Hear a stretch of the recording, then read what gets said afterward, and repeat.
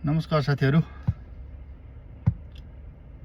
अब देशको समसामयिक विषयमा बोलिरहन मन लाग्छ है। अब घरमा हुँदा त्यति फुर्सद हुँदैन, त्यही भएर यसो निस्केको बेलामा ड्राइभिङ गरेको बेलामा बनाउँछु।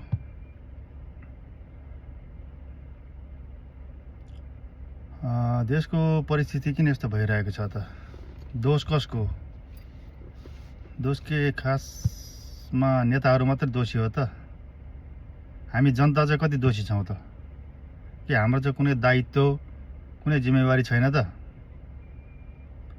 हामी पटक पटक त्यही नेतालाई गाली गर्छौँ, त्यही नेताले यस्तो गरेन उस्तो गरेन, केही विकास गरेन भन्छौँ, तर फेरि चुनाव आउँछ त्यही नेताहरूलाई जिताउँछौँ।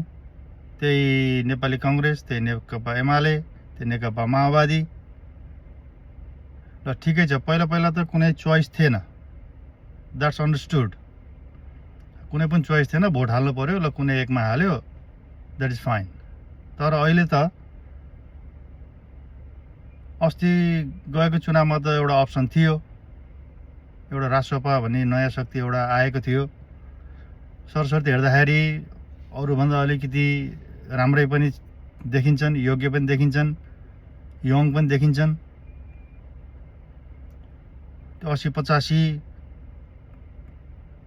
87 नआएका नेताहरू छैनन् राष्ट्रपामा। सबै हाम्रो जस्तै 40, 45, 50 का हाराहारीका छन्। अझै त्योभन्दा यङ छन्, कुनै कुनै त youngest member of the parliament पनि छन्, जस्तै डाक्टर तोसीमा कार्की। अनि हाम्रो एउटा कानुनको के मलाई नाम आएन, ठिकै छ, तर धेरै चाहिँ यङ हुनुहुन्छ। त्यसैले अब नेताहरूलाई पनि मौका थियो, पटक पटक धेरै मौका पाएका थिए सुध्रिनको लागि, सुधार्नको लागि, देश बनाउनको लागि, देश विकास गर्नको लागि। तर उनीहरूले धेरै मौका गुमाए। अब कसैले विश्वास गर्नेवाला पनि छैन। एउटा हामीले चाहिँ सानै बच्चादेखि पढ्दै आएका थियौँ नि, बाघ आयो भन्थ्यो, गाउँलेहरू जान्थे, अनिखेर उसको विश्वासमा सहयोग गर्न जान्थे, तर होइन, उसले झुक्काएको हुन्थ्यो। फेरि अर्कोचोटि पनि बाघ आयो भन्थ्यो, फेरि गाउँलेहरू जान्थे उसलाई सहयोग गर्नको लागि, फेरि होइन, उसले त खालि झुक्काएको रहेछ, मजाक गरेको रहेछ भनौँ न। तेस्रो पटक साँच्चीकै बाघ आउँछ, त्यो गोठालो व्यक्ति गर्न गएको ठाउँमा साँच्चीकै बाघ आउँछ। र उसले साँच्चीकै गुहार गर्छ। तर गाउँलेहरूले त यसले अस्ति पनि झुकायो, अहिले त खासै होइन होला भनेर गाउँले जाँदैनन्। र आखिरमा सारा उसका बाघले सारा भेडाहरू बाख्राहरू मारिदिन्छ। त्यस्तै भने जस्तै अब नेताहरूले विश्वास गर्ने कुनै पनि ठाउँ छैन। एक रत्ती पनि विश्वास नगर्नुहोस् अब कसैले पनि, चाहे कङ्ग्रेस हुनुहोस्, चाहे एमाले हुनुहोस्, चाहे माओवादी हुनुहोस्, र चाहे अन्य कुनै शक्ति, पुरानो शक्तिहरू हुनुहोस्। र अब आउँदो चुनावमा चाहिँ कसैले पनि एउटा गल्ती नगरिकन, यो 5 वर्षमा आउने चुनाव भनेको चाहिँ त्यो चाहिँ एकदम अचुक मौका हो देश बनाउनको लागि, देश विकास गर्नको लागि, आफ्नो मत प्रयोग गर्नको लागि, आफ्नो अधिकार प्रयोग गर्नको लागि, आफूले चुनेको व्यक्ति छान्नको लागि।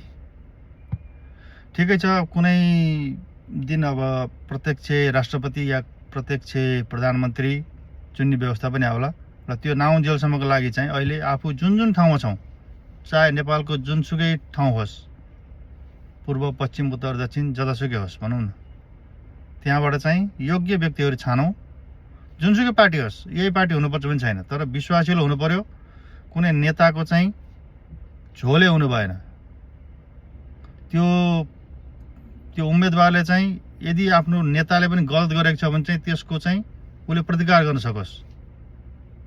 अहिले चाहिँ केपी ओलीका झोलेहरू जस्तो, केपी ओलीले जे भने त्यही गर्ने, हक भने हक, मुत भने मुत गर्ने, त्यस्तो चाहिँ उम्मेदवार हुनु भएन। कङ्ग्रेसमा पनि अलिअलि छन्, जस्तै महामन्त्रीहरू 2टा छन्, गगन र विश्वप्रकाश। उनीहरूले पनि केही गर्न खोजेका छन्, यसो सरसर हेर्दै केही गर्न खोजेका छन्, परिवर्तन गर्न खोजेका छन्, तर सकिरहेका छैनन्। तर सधैँ सकिरहेका छैनन् भनेर चाहिँ मैले गर्न खोजेको हो, मैले सकिनँ, मैले नेतृत्वलाई सुधार्न सकिनँ भनेर सधैँ त्यो ल्याङ गरेर अब जनताले पत्याउनेवाला छैन। जनताहरू धेरै बाठो भइसकेका छन्, जनताहरू धेरै बुझ्ने भइसकेका छन्। अझै गगनभन्दा विश्वप्रकाश धेरै मिडियामा आएर चाहिँ ओहो यसो यसो ऊ बेलामा यस्तो भयो, ऊ बेलामा यस्तो, बिपीले यस्तो गरेका थिए, उसले यस्तो गरेका थिए भन्ने।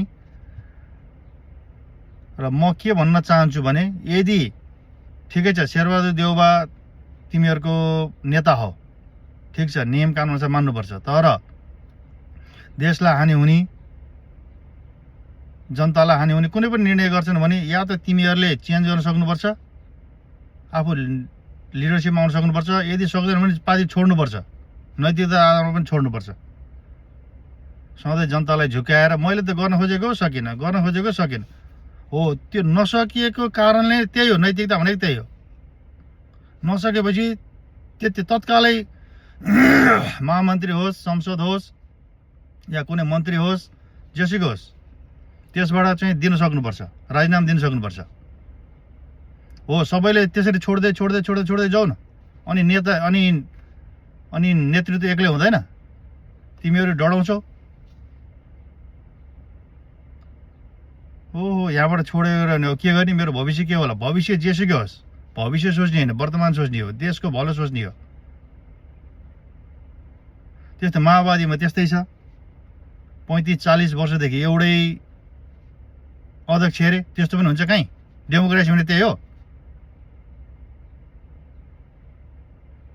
त्यो त कोरियाको रसियाको जस्तो भइहाल्यो नि, नर्थ कोरिया रसियाको लिडरसिप जस्तो भइहाल्यो नि, निरङ्कुश भइहाल्यो नि। त्यो त प्रत्येकपल्ट आफै मात्र अध्यक्ष हुने, आफै प्रेसिडेन्ट भइरहने, जनताले केही छान्नै नपाउने, त्यस्तो पनि हुन्छ?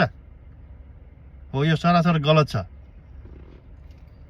एमालेमा त झन् पराकाष्ठै छ, एमालेका चाहिँ अब युवा नेता भनेकै व्यक्तिहरूको चाहिँ पराकाष्ठै छ झन्। बरु कङ्ग्रेसमा अलिअलि बोलेको देखिन्छ तर परिवर्तन गर्न सकेको देखिँदैन। तर एमालेमा त बोल्न पनि सक्दैनन्, चुइक बोल्न पनि सकेको देखिँदैन। बोल्यो कि निकालिदिइहाल्छ, तर निकालोस्, त निस्किनुपर्छ भनेर त्यो डरले फेरि बोल्नै छोड्ने होइन, सही बोल्ने हो, जोसुकै होस्, जोसुकै रिसाओस्, आफ्नो अध्यक्ष रिसाओस्,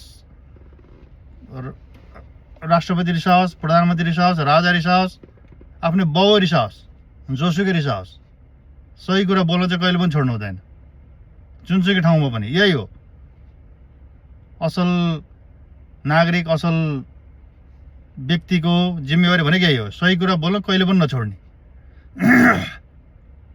र अन्तिममा म के भन्न चाहन्छु भने अब यस्ता कुरा गर्न थाल्यो भने त घन्टौँ जान्छ होइन। अब यो जति कुरा गरे पनि झन् भिडियो लामो मात्र भइरहन्छ। त्यसैले सरसर्ती मैले भन्न खोजेको चाहिँ अब नेताहरूले पटक मौका पाए, मौका गुमाए, अब यी नेताहरूलाई विश्वास नगरौँ र अहिले विकल्पमा रहेको नयाँ शक्तिहरूलाई मौका दिउँ। नयाँ चाहे स्वतन्त्र होस् या बालेन जस्तो होस् या हर्क जस्तो होस्, जोसुकै होस्, उनीहरूले आफ्नो ठाउँबाट सही त काम गरिरहेछन्। काठमाडौँको मुहार त परिवर्तन गरिरहेछन्, उता धरानको मुहार फेर्यो, उता पानी लिएर आए, त्यस्तै उदाहरण भनेको, त्यस्तै काम गर्ने त्यस्तै हो। र रासोपाले पनि अलिअलि केही गर्न खोजेको देखिन्छ, तर पटक घात गरेको देखिन्छ, घात प्रतिघात। अब राजनीति यस्तै हो।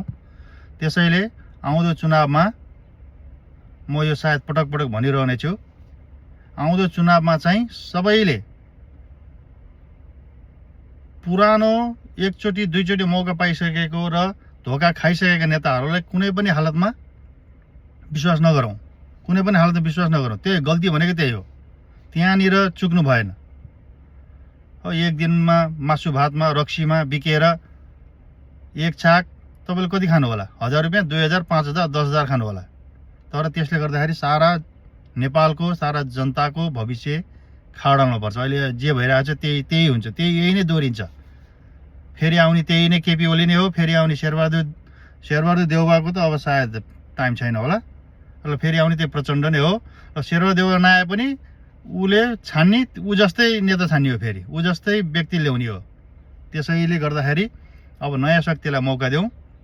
म रासोपा नै म भन्दिनँ, अहिले सरसर हेर्दा रासोपा देखिन्छ अगाडि, तर रासोपा जस्तै र रासोपा जस्तो अरू व्यक्तिहरू पनि छन्। व्यक्तिलाई छानौँ र संसदमा पठाउँ, आफ्नो लोकल चुनावमा जिताउँ र सकिन्छ भने प्रदेश खारेज गरौँ। प्रदेश चाहिँ त्यसले कुनै पनि काम गरेको देखिँदैन, 2 कार्यकाल भइसक्यो, कुनै पनि राम्रो एउटा पनि उदाहरण केही पनि छैन। खालि यो पुराना दलहरूको चाहिँ राजनीतिक भर्ती मात्रै हो। दोस्रो तहका तेस्रो तहका नेतालाई एउटा ठाउँ लगाउने, ठेगान लगाउने भन्छ नि, त्यस्तो मात्रै एउटा हो। त्यसै कारणले अब आउँदो चुनावमा चाहिँ प्रत्येक जनताले होस पुर्याउँ, विचार पुर्याउँ र मैले भनेको कुरा चाहिँ विश्वास गर्नुहोस्, म यसमा साथ सहयोग सबै गर्न तयार छु। ल म पटक यो भिडियो फेरि लिएर आउनेछु। तबसम्मको लागि नमस्कार, जय नेपाल।